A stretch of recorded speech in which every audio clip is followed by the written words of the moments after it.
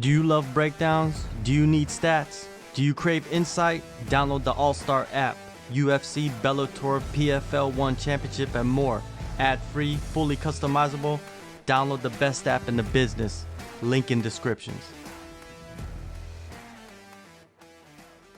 Conflict of interest in fighting. Does it exist? I'm going to let you give a little bit of spiel on that, and then I'm going to bring up some articles. There's 2 articles that I have, and then we'll talk about those articles. But does it exist, Pat? Oh yeah. Yes. It's rampant in MMA. I mean, the fact that the James Krause stuff like is what required the UFC to update their code of conduct policy that, by the way, they rarely follow, right? Like a policy that's kind of like semi-hollow, but it's in your contract, is wild. It's wild to me. There is a conflict of interest at almost every step of the way, from media to managers to agents to fighters to promoters. There is conflict of interest everywhere. There are very few things that don't have some at least minor conflict of interest in them when it comes to MMA. I am hard pressed to think of certain deals, like maybe Bryce Mitchell's like car sponsorship, right, where he talked like his car dealer or something. Like, sure, okay, that's fine. But like it's like beyond stuff like that. Ryan Bader doing his Arizona thing, or when he was like the mascot and he was dancing, like, yeah, sure, a couple of things like that. But like it is so hard to not find a conflict of interest in MMA when it comes to the business side of things. It's bonkers, man. Media too, right? It's insane. Well, something that you're probably much more educated about than me is the WWE. Like, I don't watch wrestling. The last time I watched wrestling was like in the 1990s, early 90s. I went to a live show. This was when it was WWF. I sat front row. I had front row seats in the early 90s. And I remember Razor Ramon was one of the guys that were there. And then that's when I stopped watching wrestling, because I saw that it was fake, because I was in the front row, and these guys, you just noticed that this shit is fake. What the hell's going on? I thought it was real. You know what I mean? Like, I was a kid. I thought it was real.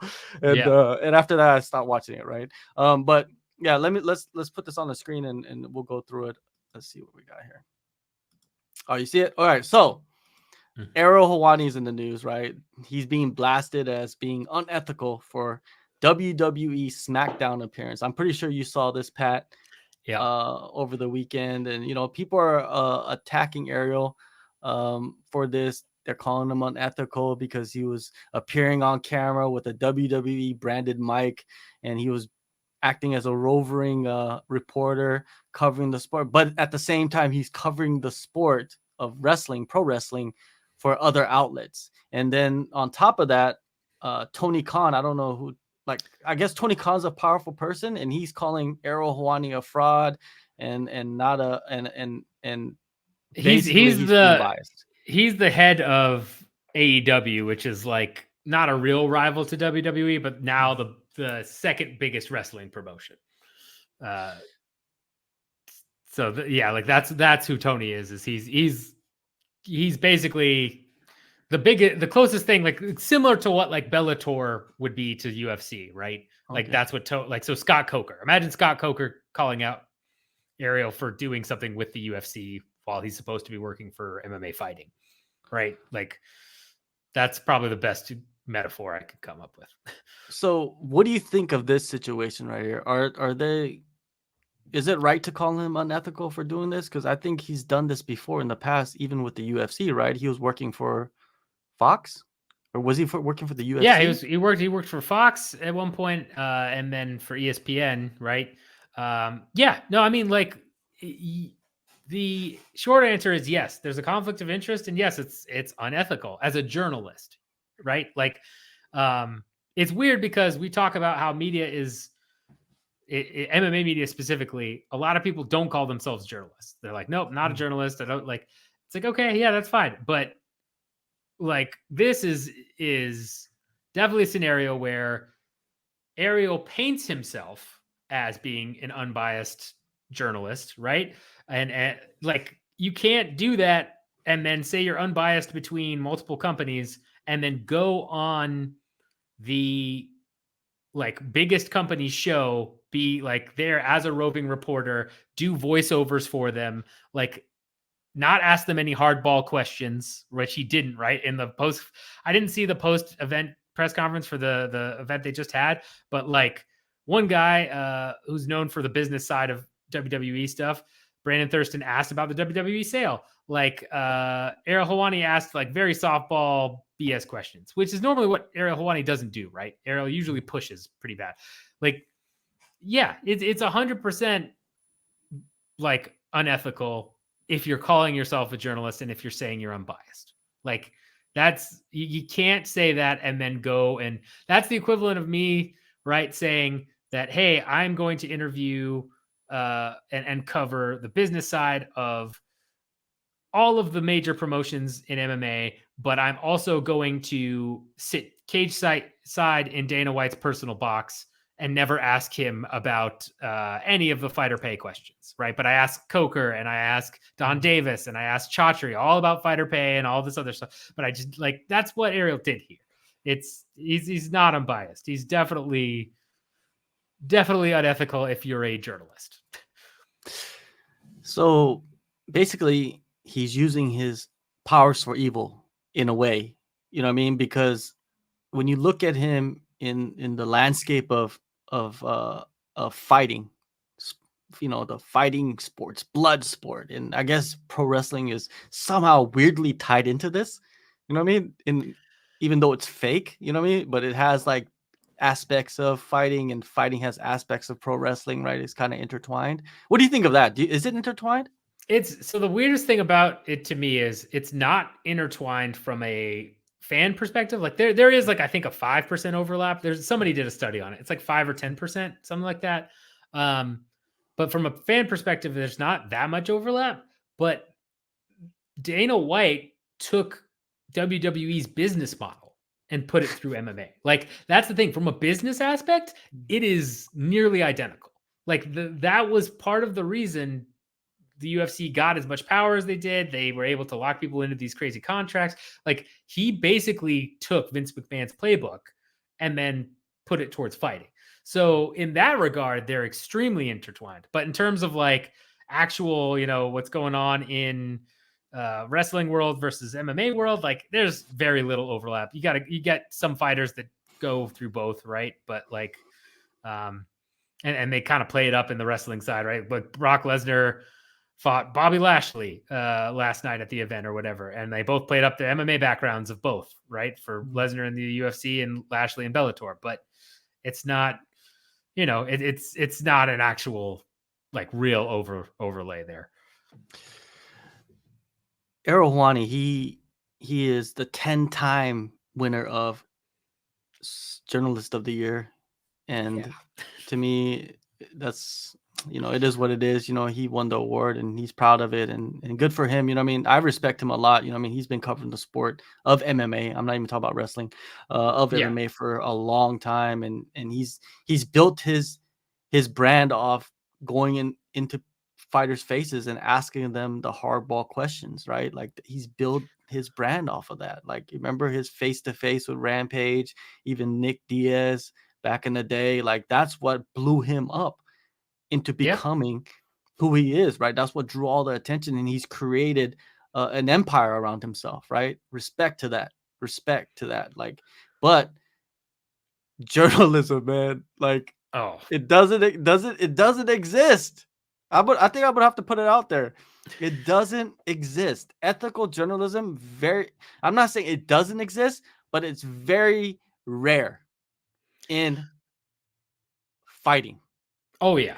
No, there are I think I can count on maybe one hand the amount of like journalists I would pretty confidently say like, yes, this is an ethical journalist. And like, I mean, other like in MMA, like it's, or rather someone that has like never crossed an ethical boundary. Maybe that's a better way to put it, right? Yeah, it's in MMA, it's almost impossible. Like Luke Thomas did a really great spiel on this a while back on, I think, a live chat where he talks about like, if you're trying to do ethical journalism in MMA, one, it's not super popular, so it doesn't get a lot of clicks, which is just, the way the system works now. And then two, you're going to make a ton of enemies and it's going to like make it that much harder for you to be popular. I feel like prior to him going to Morning Combat, right? Like, Luke was one of the few bigger name ethical guys in that, like, he would call people out for things. He got blackballed a lot. I mean, I'm sure he crossed the line here or there too, right? If you go back and look at some of the stuff he did, but it's so hard. It is so hard to get ahead in the business without stepping over the boundaries. Honestly, anyone that works for ESPN, right? Like one year, I believe Brett Okamoto was up for Journalist of the Year. You cannot be a journalist if you are reporting for the broadcast partner of the sport you're nominated, of one of the biggest promoters of the sport you're nominated for. Especially when you have Jeff Wagenheim coming out and saying like they don't want us to really paint or talk about Dana White's domestic violence. Of course, ESPN doesn't want that. It's an inherent. ESPN has an inherent conflict of interest because you're paying the UFC an ungodly sum of money to host your pay-per-views. Like, so of course you can, anything that any of your writers write about is going to at least have some tinge of like, well, you could talk about this, this, and this, but probably shouldn't talk about that. So it's MMA, man. There are very few MMA journalists. Well, Helwani, man, he's built a brand off like starting wars. Not starting wars, but I guess people starting wars against him and him reacting and stirring back. up shit. Yeah, he stirs stirring the pot. up shit, and him, he has a lot of power in this industry, man. A lot of power.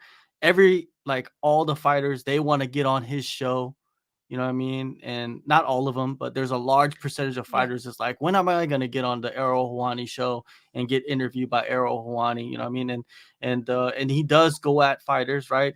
I remember most recently the whole Jamal Hill thing. You know what I mean? Like Dana White, he doesn't like Dana White. So like, of course, Jamal Hill said something, responded to somebody on Twitter, and then Ariel tried to use that to get something out of Jamal Hill. And Jamal Hill just recently won the title. You know what I mean? Like if you wanted to focus on Jamal Hill, like you would focus on that, but he didn't. And then they had a little back and forth. But Ariel holds so much power, right? Like it's very rare where you see a fighter go on the show and attack Ariel, right? It's not. When is the last time that has happened, right? You just see it from afar. Like we saw Patty do it, you know what I mean? Because but Ariel has so much power and he has a huge fan base to where people turned on Patty for this same situation. But then Ariel brought out evidence, right? I don't understand why he's keeping phone conversations or messages. Probably for this type of situation. Thing, I guess so, man. It's pretty insane, like how that turned into what it turned into. But yeah, like this whole situation, if Ariel's doing it, let's just put it out there. If Ariel's doing it, then you should be doing it. Depends on what you want. But yeah, I mean,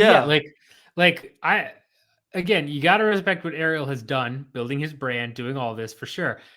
As long as he doesn't call himself a journalist, I have no issue with right? He does. And that's part of the issue is like, well, you're not really a journalist though. And they made fun of it a little bit. Yeah, I'm no. So the thing is like, people are afraid to like talk about this and to kind of, pick and, and nitpick at Ariel. And to me, I'm not afraid of that because it doesn't impact me.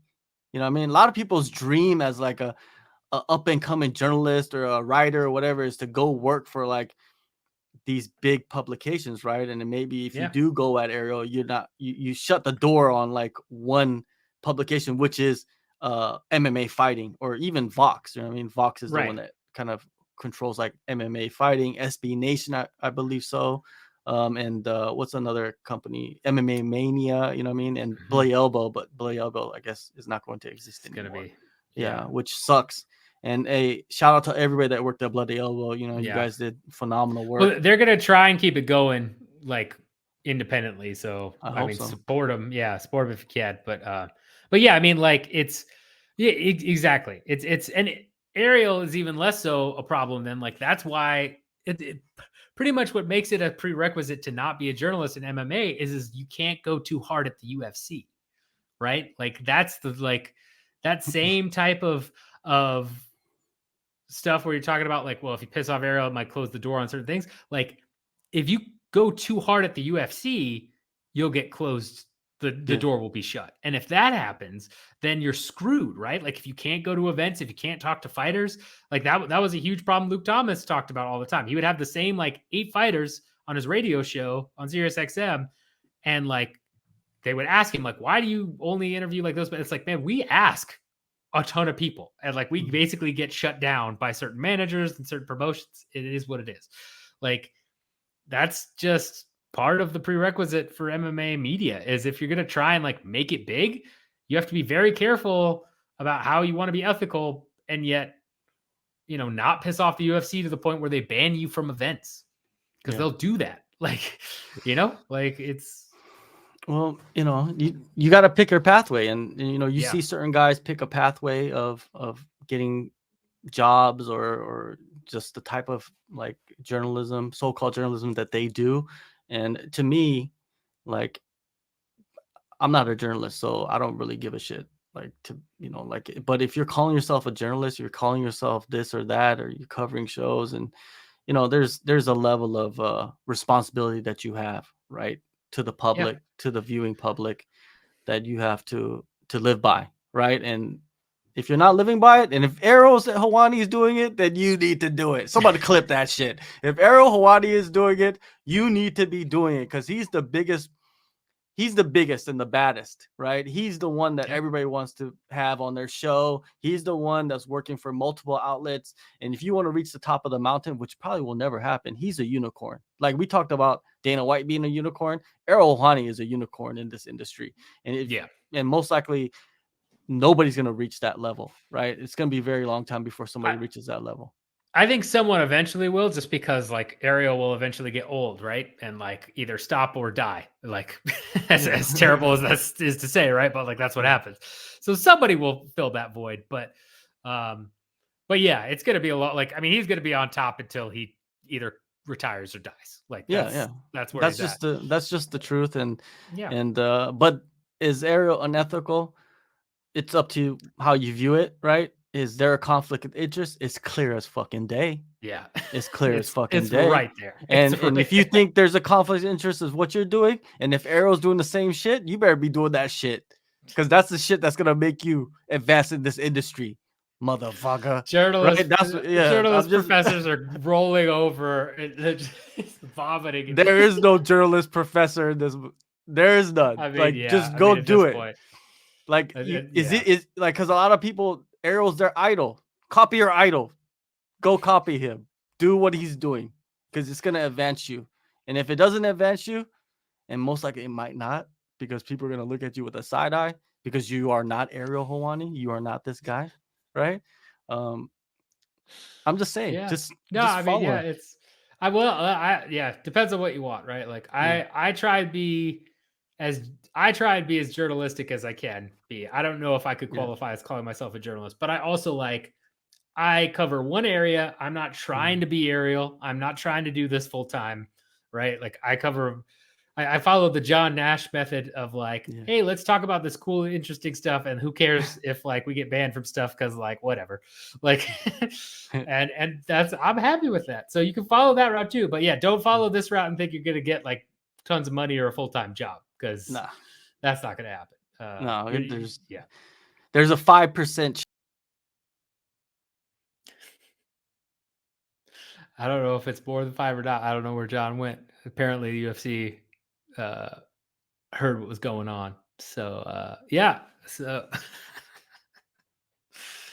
and I also can't see comments. So if you're commenting right now, I will let you know if I see them. But with that in mind, I guess we'll wait for John to come back. Let me see if I can pull up comments in a different way. Might be able to pull this off.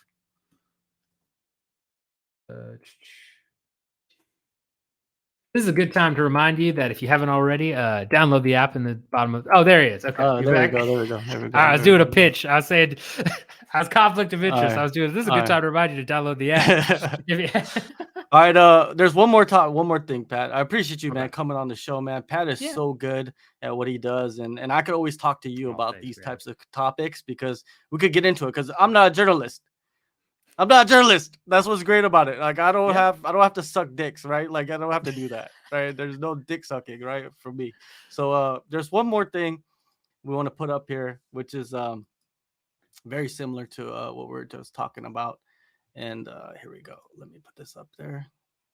Okay, here we go. All right, so this one is about Dean Thomas, right? Dean Thomas, which is a very well respected guy in this industry. Mhm. He is part of the Association of Boxing Commission and Combative Sports Athletes Voice Committee, right? So what this Athletes Voice Committee is created for is for athletes to help athletes better connect with regulators, and it also allows athletes to express their concerns and give regulators opportunities to educate the fighters. Why is this a conflict of interest? Where I'm going to ask Pat if it is Dean Thomas works for the UFC and ESPN, and he's part of this committee at the same time. Is this a conflict of interest? Yep, it is. And this is an example of it's far less than say like what Helwani was doing, right? Where Helwani is supposed to be reporting to on both of these companies or multiple companies and painting himself in that light, and then he's going on a company's broadcast and doing all of that. But I mean, yes, it is inherently a conflict of interest, right?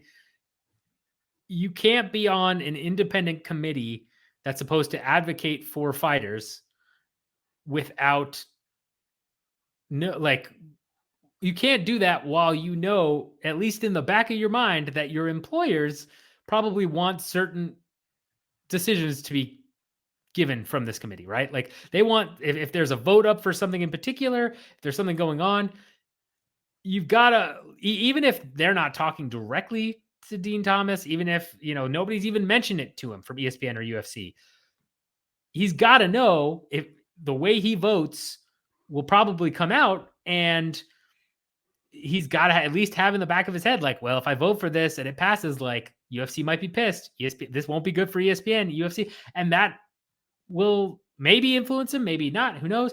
But just the fact that he has to think about that at some level makes it a conflict of interest. Like you can't. It's lesser, but it's still there, right? You can't be part of a major promotion and broadcast media partner and then say, "Oh, I'm going to be on this what's supposed to be independent commission to help advocate for fighters." You can't do it. Like yeah. If you wanted to be truly independent, you'd have to resign from ESPN and UFC, which I don't think Dean is going to do. Yeah, it's very interesting, man. Dean, he seems like such an intelligent guy, and he's clearly buddies with Dana White, right? They do that looking for a fight show together as well, and he's a hilarious dude. Like his acting is phenomenal, man. He's a great entertainer, but him being part of this and being employed by ESPN and basically the UFC. I don't know. Is he contracted by the UFC or is he contracted by ESPN? That's another thing. Is it the same thing? I mean, it's different, but it's still the conflict of interest is there either way, right? Like, it's different, and I'm sure he's contracted through one, and I don't think the other. Maybe he has separate contracts, depending on lots of companies. If you're an independent contractor, as long as they you don't violate their conflict of interest issues, like which I'm sure are in the contracts, they don't care, right? Or they'll make exceptions. In this scenario, it doesn't matter if it's ESPN or UFC. If Dean is working for one of them, there still has to be some bias, even if he doesn't realize there's bias, right? There's going to be some inherent conflict there in terms from an ethical standpoint. I would imagine almost every ethics professor would agree that's a conflict of interest to be on the committee and then also be employed by either ESPN or UFC. Man, it's like if you look at like the NBA, right? they have a players association, and players represent pretty much all the players, right? That's what happens in this, and then they go negotiate with the league and the owners. It's like having a guy that's working for, let's say, the NBA, NBA.com. There's a guy working for NBA.com, but he's also the representative for the Player Association. Is that kind of like the same thing? Sort of, yeah. I mean, it's or maybe a clearer example is, you know, you are supposedly a manager for MMA fighters, but then you're also working with promotions to do certain things, and right, like, I mean, that's probably a truer comparison, just in terms of, you know, you're supposed to be advocate if you're an MMA manager, you're supposed to be advocating for the best possible deal for your fighter. And as we know from like these new contract changes, some of the clauses in there are ridiculous. Like the arbitration clause I've seen before in certain things, but like some of the other changes are like, whoa, this is, you probably wouldn't want your fighter signing this. But then you have managers that want to keep the door open with the UFC and want to have a good relationship with them. And there you go. That's a huge conflict of interest. Same type of deal here. If you're going to say, even if you're working for ESPN, it's okay. My broadcast media partner my boss has poured a ton of money into this partnership, right? Like an insane amount of money into this partnership with the UFC. And now I'm supposed to vote on fighter rights or fighter like rules that I'm sure could affect that partnership. Yeah, there's no way it's not a conflict. And there's no way, especially somebody like Deed who's buddies with Data, you know, wouldn't be thinking at certain points like, oh, this would be really bad for the UFC, so I'm going to vote this way. Or, you know, not that he would do that, but he's got to at least have that thought, right? Like, and that's all it takes to cross the ethics line. I mean, ethics are tough, man. Ethics are not easy, man. And when you have power, it seems like it comes in. It's less of a factor in the moves that you make. Yeah, I mean, in a lot of ways. Because inherently, like, there have been studies that have been done about this. Like, you tend to get more power and more money if you're unethical. Like, yeah. the most monetarily successful people or people in higher positions of power are almost all like, I forget what the statistic is, but it's something like an astounding amount of CEOs of companies are sociopaths. Like, they have no conscious or ethical boundaries on it. Like, that's just tend to how it works, is like, it's way easier to get ahead if you're unethical. So yeah, it's man, there's a lot of, I'm not even gonna like say the names, but there's a lot of promotions that are run by managers. Yeah. And those managers manage fighters that are fighting in that promotion, and then they manage them into the UFC. And then you got to think there's a massive conflict of interest, and we've seen it happen clear as day in front of our eyes, of matchups happening to where that manager is the promoter and he's the matchmaker, and he's matchmaking to build up his guy that he's managing and then push him into the UFC. And then when the UFC comes, because, you know, a lot of the times UFC comes to managers and says, hey, who do you got? You know, right. Who's the hot prospect? And of course the manager is going to push. I think even sometimes maybe the UFC comes into the promotion and says, like, who's the hot prospect? And you're the manager of the guy that you're promoting in your promotion. Of course, you're going to push him before the other fighters, right? And give him favorable matchups, right? And then build his record up. And that's a massive, massive conflict of interest, man. Like, I feel really shitty for these fighters that are more honest and they're trying to like just build themselves up, but they just don't have the right manager, or they just don't have the right promoter, or whatnot. You know what I mean? It's happening all the time, clear as day, and we see it. And I wish the guys that have power, you know, like Ariel Helwani, put it out there a little bit more, because at the end of the day, I don't have that much power, and I'm not a journalist, but Ariel Helwani is 10-time journalist of the year. Come on. It's your responsibility. You're the Homelander of MMA media. In a way, right? He I kinda guess in is, a right? way, yeah. I mean, He yeah, I kinda mean that's true. If you look at like, and again, this is like part of the issue where if you look at like the fact that John Nash's topics are not covered by Ariel Moore, or like, and it's because they're not as popular. Like they're not as popular. It's not, and it's, you know, it is what it is. Like it's just kind of, it's how it goes, man. It's just how it goes, and it sucks. And this is just how it tends to be. But yeah, there are.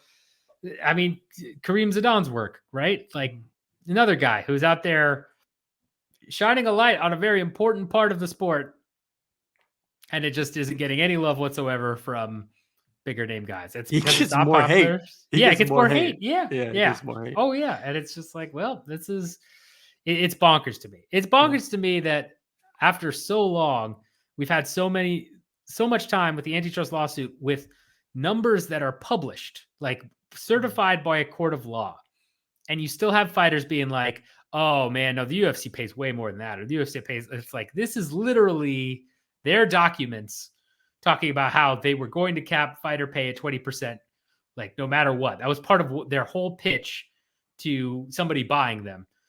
And then we know that, like, we know that Brock Lesnar was the highest paid athlete up until 2016. It's been, again, certified in multiple lawsuits. And people are like, oh no, I mean, John Jones must have made like 10, 15, 20 million. Like, no, man. Like, it's literally like, but people just don't know about it. Or if they do, they just balk at it because it's not coming from Ariel Helwani or from a big name, right? Like, if Ariel Helwani goes on and is like, hey, by the way, fighter pay is terrible. Here's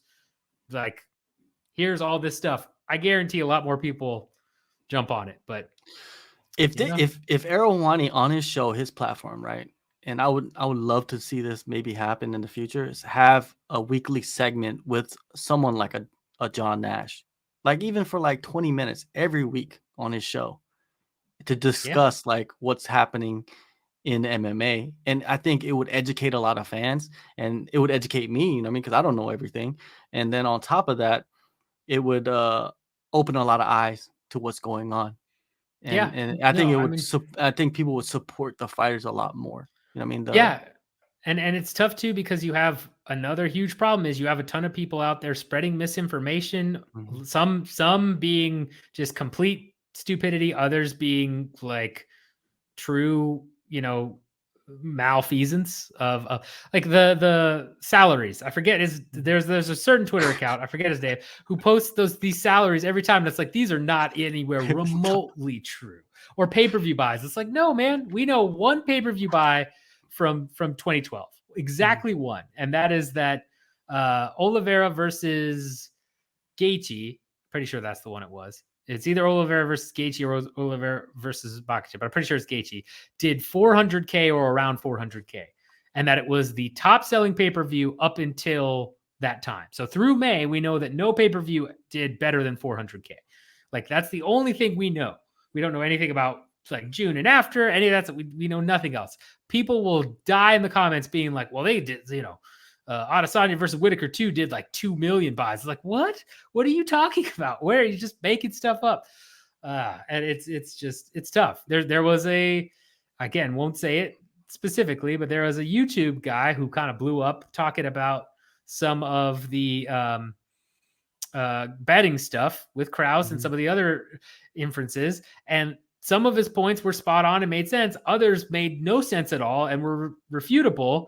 And when I tried to talk to him about it, I was left with a like, oh, I'll send you the timestamps where I refute this, and that he never did. And like, it's like, oh, okay, that's not a thing that was there.